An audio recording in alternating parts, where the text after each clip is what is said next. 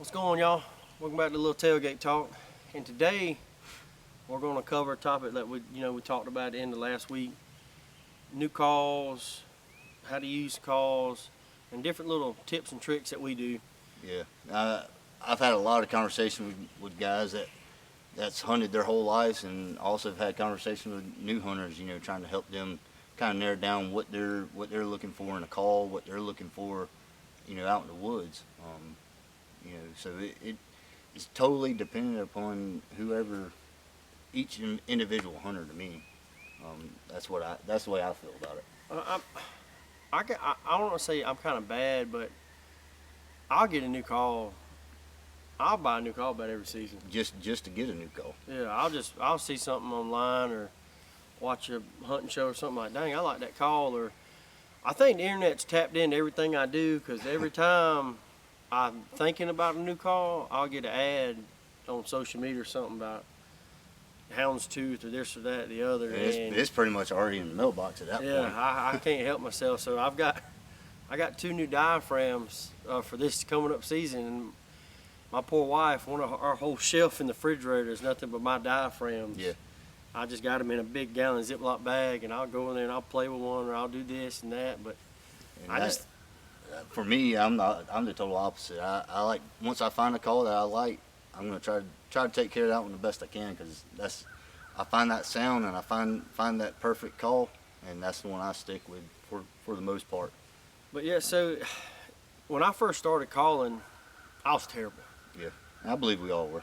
I mean, I was awful. Like, I could not run a diaphragm to save my life. I was even buying like the starter kits that came with the owl call, the single reed diaphragm, the little bitty pot call. Yeah. I think it was like a Quaker Boy or H&S Strut. It was something like that. And I just practiced and I practiced and I practiced, because I wanted to be, I wanted to sound like a turkey.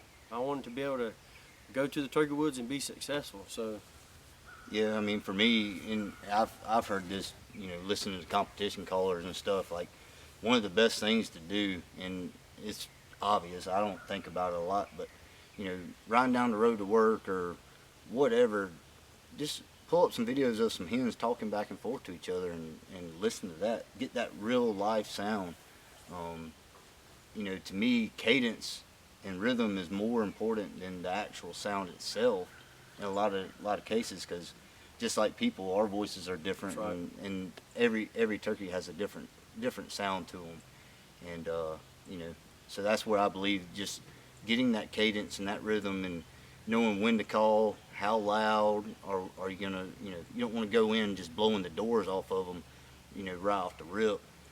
Go in with some soft calling, and just kind of see how they're reacting first, and then kind of tone it up just a little bit, as you kind of get into your hunt, and play the game. I mean, you got to really base it off of how they're reacting at the moment. another thing too, in my mind, like I said, I like to buy new calls. As soon as my calls come in, I pop them in. My poor wife, I know she hates it. She knows when turkey season's getting close, because that's all she'll hear around the house is turkey calls. Yep. But I will walk around my house, I will on my ride to work, and I'll just call to break my call in. I feel like I got to break it in. It's like you buy a new baseball glove or something. You got to break it in. Yep. So when I get my new diaphragm, I'll weeks before season, I'll start practicing and get it broke in, so to say, and kind of find out how I like to, what I like to do. And like Pat said, I'll watch a hunting show or pull up on YouTube and just listen to other guys and kind of try to mimic them. And another good thing I like to do too is, if we strike up hens, I just copy whatever she does. Yeah, and that's a good tactic. I mean, we've ran into that. We've talked about it in past episodes. That's helped us out, and it definitely helps you learn the sounds of the hen. That's right. And we've had also not even calling, just like raking the leaves and stuff, kind of mimicking scratching. Yeah. A couple of years ago out here at the farm, we called in. It wasn't longbeards, it was 4 jakes, but we didn't make a single turkey call. As we were walking down the road, we just drug our feet a little bit and paused, and just drug our feet and paused, and we got about 80, and we we stayed probably 50 yards apart doing it. Yeah. And then when we got to the location that we wanted to get to, after we sat down and got situated, I just leaned my hand over and I just raked in the leaves a little bit. And man, I mean, it wasn't. Just a few minutes. Yeah, They were knocking on our front door. And when I'm talking about like 10 yards in front of us. And they were acting like grown birds too. At first we didn't know they were Jake, so we couldn't tell the difference. But I'd about done popped the safety, got ready, but yeah, so you know, there's a lot of things you can do if you just sit back and listen to them and watch them. Like during deer season, yeah, I do a lot of my turkey scouting while sitting in the stand, especially if I have a drove of turkeys come in. I'll just sit back and watch them. Yep. And you'll listen to them. They're steadily talking to each other. Yep. Just by little bitty sounds that the hens and stuff make, and you can watch them, man. If something happens, like a limb falls in the woods, one hen will make a noise and they'll all look up. You know, and they always stay on alert and they're always communicating. yeah. That was exactly what I was about to touch on. Is, you know, as a turkey's walking through the woods, you know, from what we've seen and heard, most of the time they're making some sort of sound, whether it's purring or clucking, just a real light purr and cluck, and you're gonna hear them walking through the woods. They're loud. They're definitely gonna let you know they're there. So, like, you know, going back to that tactic, we use that a lot where we spread apart, and we may do just little purrs and clucks as we're walking through the woods, you know, as we're running and gunning, just to try to strike birds up, and that's happened a lot of times where we've ran up on birds and with just a few minutes they're sitting in our lap, and we're talking about it on the tailgate. You know, we do a lot of team calling. Like that's one thing we turkey hunt together.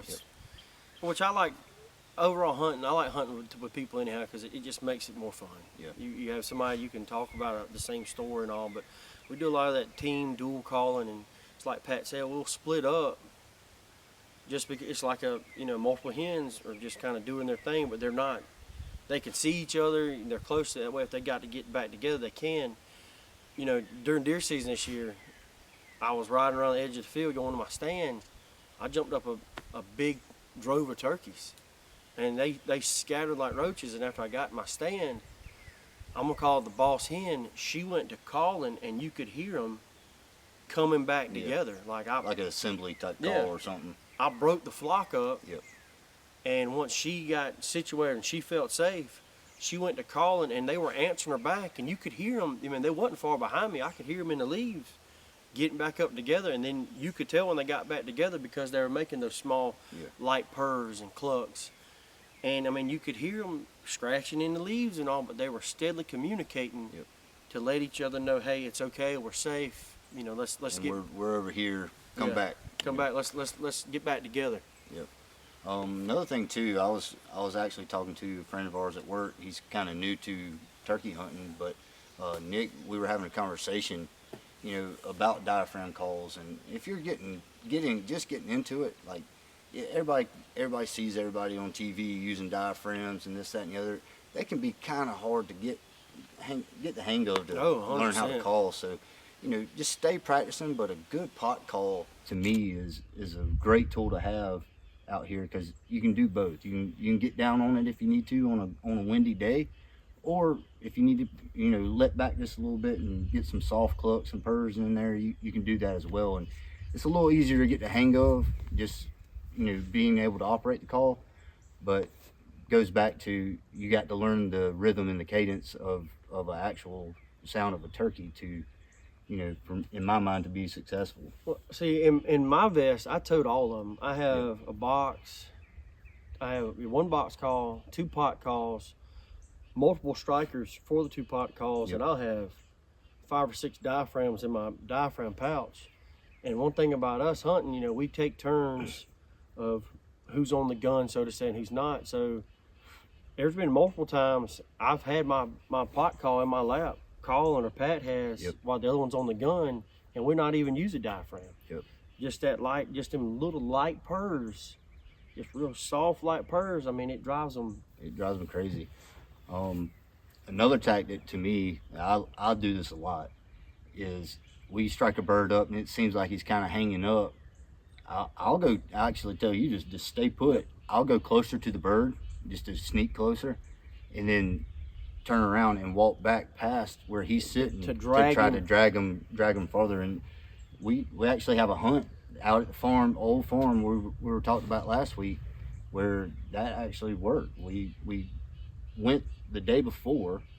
It was a Saturday, and saw this bird on the power line strutting with some hens. Never saw a bird on that power line, hardly ever. Saturday afternoon. Yep. And we called him right after the rain. He was out there with some hens, and it didn't work out for us, but we didn't booger him up or anything. No. So we drew up a game plan that afternoon, came back the next morning, and that right there, he ended up roosting on the other side of a big clear cut. He probably roosted from where we saw him. He was probably 200, 250 yards Yeah. at the most. And from where we set up that morning, maybe a little farther, we were probably 300 yards or so from him. But I knew that was a long distance for him to cover. And also with the calling, I used that tactic. I kept you put right there where we sat up across the power line. I walked across into the clear cut, hit the call, and he started responding to me really well. And I came back, man, before I even sat down good, we could see him coming across the clear cut. We watched him. I mean, I ended up having to close my eyes because I just couldn't. I done got so worked up and so excited because I watched him strut. He would strut 10 to 15 yards in a zigzag, and then he'd get up and gobble, and then he'd go back to strutting. And he did that the entire way across that clear cut. And he hit, what we call it, the power line grass. Yeah. And when he hit that grass, he come in there like a Mach 3. Yeah, it looked like a Olympic runner just coming in, you know. And I cut him a cartwheel. Yeah, it didn't take long. I thought he actually missed. The bird fell right behind the decoy. I didn't see flopping. I didn't see anything. No feathers flying. Just the bird disappeared. And I was like, dude, what happened? And he's like, man, he's laying right there. I was like, he's just right there. Yeah, so you know that's one of them cases where that tactic it worked out for us. And you know, sometimes all these things you just got to try while you're out there. It depends on how the birds react, and sometimes they work, sometimes they don't. And you're going to fail. Yeah. Like Oh, yeah. if you base your hunting career and stuff off of watching TV, You're nothing like it. yeah, you're not.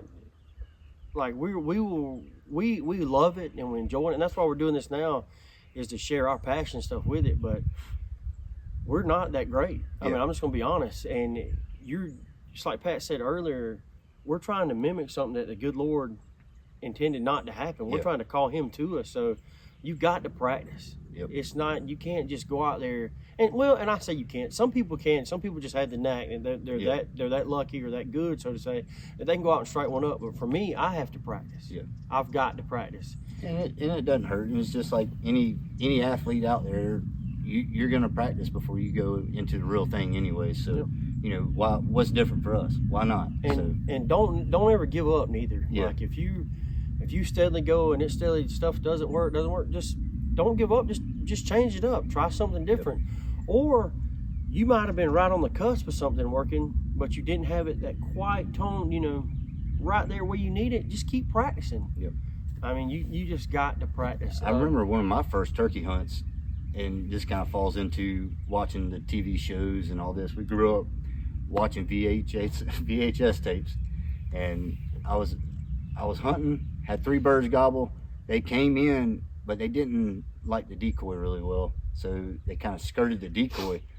Well, I froze because I've never really been turkey hunting before, and I actually had 3 birds in front of me within shooting distance, but they didn't act like they did on TV. They weren't blowing up around the decoy, and I was like, what did I do wrong? I don't get it, blah, blah, blah. And this was back before the Avian X and all these really nice decoys came out. And I had the opportunity right then and there, but in my mind, I was waiting on that TV show appearance where they're strutting right into me, and I'm going to watch them, and it just froze me up. And I walked out there with no bird. But Lord, has the time changed now? Because let one come in there. Yeah. I'm going to do my best not to let him go. Yeah. I ain't going to say I'll put him in the tailgate, but he's going to know I was there. And that's my biggest pet peeve is bird comes in, I don't care who pulls that trigger. Don't let him That leave. bird better not leave out in front of us. Now, we all mess up and miss, but it bothers me because it's educating the bird, makes it harder to kill him down the road. You know, may have a better opportunity next season, but it's going to make that season a lot tougher. You know, we've got I called it a good hunt actually out here at the farm a couple of seasons ago. Started hunting, it was late, 9:30, bird struck up. We were doing the dual calling, and the bird came out onto the little food plot we were on, but he was about 90 yards. Well, he went to skirt us. Well, what worked is Pat got up, snuck out from behind me, and got out behind these pines that the turkey couldn't see. Yep. And he worked back and forth up down this road, scratching, calling. And that turkey worked around and ended up getting in the road. Yep. And I had tunnel vision and locked in on because he was 30 yards from me. Mm-hmm. But I ended up shooting, never saw it. Yep. I shot a sapling. Yep. And you could see, I mean, that sapling was slapped to pieces. And Yep. he was right behind that sapling. I never locked in on it. And when I shot, he got up, and I probably threw up another shot and shot him in the air, maybe, but I was just so disgusted with myself. I dropped my gun. I look over, here he comes walking out the food plot like, I have my hands up like, what just happened? What just happened? So I mean, Um, it happens. yeah, and in that instance too, like, you know, we talked about getting up and moving. Another aspect to it is I always keep you in between me calling and the bird. So I want him in the middle so I can, you know, the bird moves this way, I'm going to move this way to keep whoever's on the gun between me and the bird. So that way it's dragging them straight into the gun barrel most of the time. And you also, it helps to know the landscape. Like right now, we've got a ton of trees down. Yep. That we may end up working a bird, and we may have to go down in the woods. Well, we may not know. There may be a giant oak or a big pine between us, and that's what he's hung up on, and he's just going back and forth. Yep. And won't go around, won't cross it. So yep. Knowing the landscape in your land is beneficial to you because you can draw up your game plan and pretty much, you know, hey, we're gonna do this, let's go. Yeah. Just like this morning when we heard birds, with the change of our landscape, we've actually got to sit down now and keep coming out here and listen to pinpoint where they're at, so we can draw up a game plan for youth season this year to get ready for my oldest son Barrett's going to be on the gun first, and hopefully we can get him a bird. But it's knowing your calls, practicing your calls, knowing the landscape, knowing, you know, the surroundings. Another thing Nick and I talked about was probably plays the biggest part is setup. Oh yeah. A bird gobbles, and a lot of time we get real frantic. We got to sit down.